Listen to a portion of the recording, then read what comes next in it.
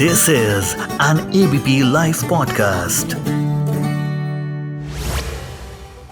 दिल्ली के कथित शराब घोटाले मामले में मुख्यमंत्री अरविंद केजरीवाल को सीबीआई ने गिरफ्तार कर लिया। उन्हें दिल्ली की रोज एवेन्यू कोर्ट में पेश किया गया था। वहां उनकी अचानक तबीयत बिगड़ गई। सीएम का शुगर लेवल डाउन हो गया, जिसके बाद उन्हें कोर्ट रूम से बाहर ले जाया गया और चाय और बिस्किट खिलाई गई। रोज एवेन्यू कोर्ट में सुनवाई के दौरान सीबीआई ने कोर्ट से केजरीवाल की रिमांड की मांग की। जांच एजेंसी ने कहा कि हमें केजरीवाल को हिरासत में लेकर पूछताछ करने की इजाजत दी जाए। अरविंद केजरीवाल को सीबीआई की गिरफ्तारी के बाद ये उनके लिए कितनी बड़ी चुनौती बढ़ाने वाला है, इस पर संवाद में हमारे साथ इस वक्त बात करने के लिए सुप्रीम कोर्ट के एडवोकेट रंजीत गिरी जी हैं। रंजीत जी, संवाद पर स्वागत है आपका। केजरीवाल को सीबीआई ने गिरफ्तार किया है, आप इसको किस तरह देख रहे हैं? सीबीआई ने भ्रष्टाचार के मामले में आज अरविंद केजरीवाल की गिरफ्तारी की है और ऑफिशियल रूप से उसको आज डिक्लेयर किया है। रोज एवेन्यू कोर्ट में रिमांड के लिए सीबीआई ने एप्लीकेशन मूव किया है। क्योंकि यह मामला ईडी के मामले में गिरफ्तारी हो रखी थी अरविंद केजरीवाल की।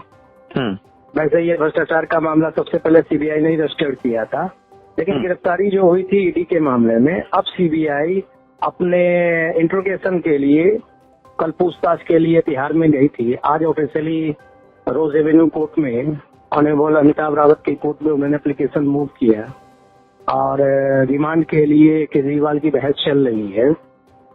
तो सीबीआई ने अल्टीमेटली आज भ्रष्टाचार के मामले में केजरीवाल को गिरफ्तार किया। लेकिन इसमें आम आदमी पार्टी कह रही, जब हमने बेल के लिए एप्लीकेशन मूव किया सुप्रीम कोर्ट में और बीजेपी को जब ये बात पता थी, तो इसलिए ऐसा कुछ हुआ है। देखिए, वो तो एक पॉलिटिकली बात है, पॉलिटिकल बात का अपना संदर्भ होता है, लेकिन यह कानूनी मामला है जिसमें आपको जो कानूनी प्रक्रिया है उसी के अनुसार काम करती है।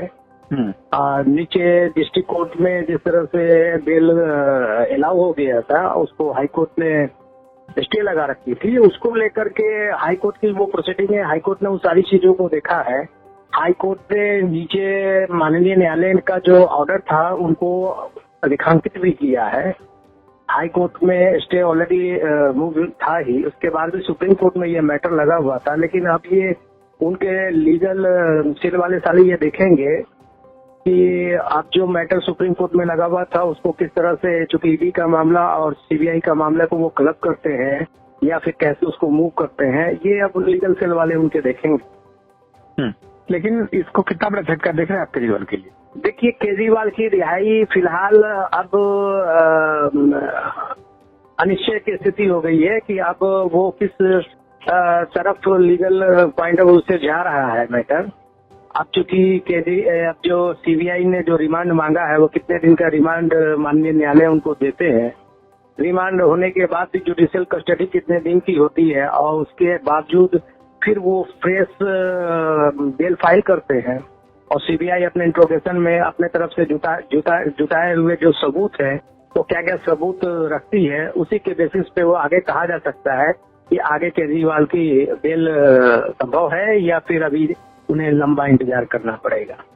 जब केजरीवाल पहले ही जुडिशियल कस्टडी में थे, तो उसके बाद सीबीआई को गिरफ्तार क्यों करना पड़ा, क्यों स्टेप उठाना पड़ा?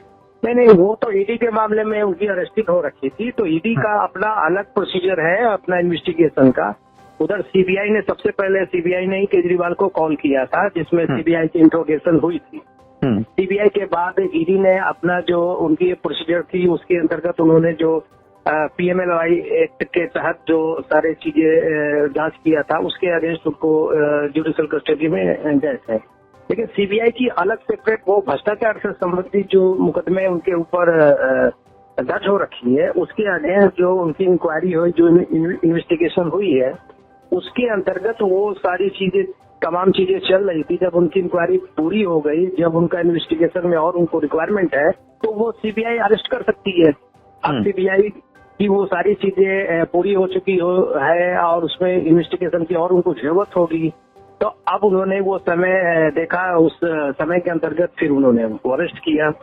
मनीष सिसोदिया के मामले में भी यही हुआ था। सबसे पहले सीबीआई ने अरेस्ट किया था, उसके बाद ईडी ने उनको हैंड ओवर किया था और ईडी को अरेस्टिंग हुई थी। केजरीवाल के वकील अभिषेक मनु सिंघवी ने कहा कि यहाँ पर हर रोज स्थितियां बदल रही है, तो आपको क्या लगता है कि अब केजरीवाल को बेल पाना, क्योंकि ऐसा कहा जा रहा था कि सुप्रीम कोर्ट जाएंगे तो वहाँ पर कुछ संभावना बन रही थी, तो अब क्या कुछ देख रहे हैं आप? नहीं, ये तो संभावना बन रही थी, वो तो कहना एक अलग इशू है। मगर सुप्रीम कोर्ट का जो ऑब्जर्वेशन होता है और जो अपना उनका विस्तृत दायरा होता है, वो ये कहना कि वहाँ जाएंगे तो वहाँ बेल मिल जाएगा, ये अनुचित है। सुप्रीम कोर्ट अपने लीगल पॉइंट ऑफ व्यू से सारी चीजों को देखता है और उसके बाद अगर उन्हें लगता है कि पीएमएलआई एक्ट में अगर किसी तरह का कोई चीजें, कोई कमियां रह गई हैं ईडी की तरफ से, इन्वेस्टिगेशन की तरफ से, तो फिर सुप्रीम कोर्ट उस पर कोई ऑर्डर देता है। ये कहना बिल्कुल अनुचित है कि सुप्रीम कोर्ट में जाएंगे तो हमें रिलीफ मिल जाएगा। ये कुछ लोग इस वजह से कहते हैं कि उनको चुनाव के समय जो रिलीफ मिली थी उसके बेसिस पे वो सारी चीज हो जाएंगी। अगर ऐसा होता तो मनीष सिसोदिया और सत्येंद्र जैन ना जाने कितने बार सुप्रीम कोर्ट जा चुके हैं। सुप्रीम कोर्ट का ऑलरेडी कई सारे ऑब्जर्वेशन उन दोनों के मामले में भी आ चुका है। लेकिन हमने देखा जिस तरीके से संजय सिंह को जमानत मिल गई, तो क्या केजरीवाल के मामले में अब आपको दिख रहा है कि उतनी आसानी से बेल पॉसिबल नहीं है? देखिए, अब यहाँ ये कानूनी चीज है, यहाँ सबके अपने अपने भूमिका होती है।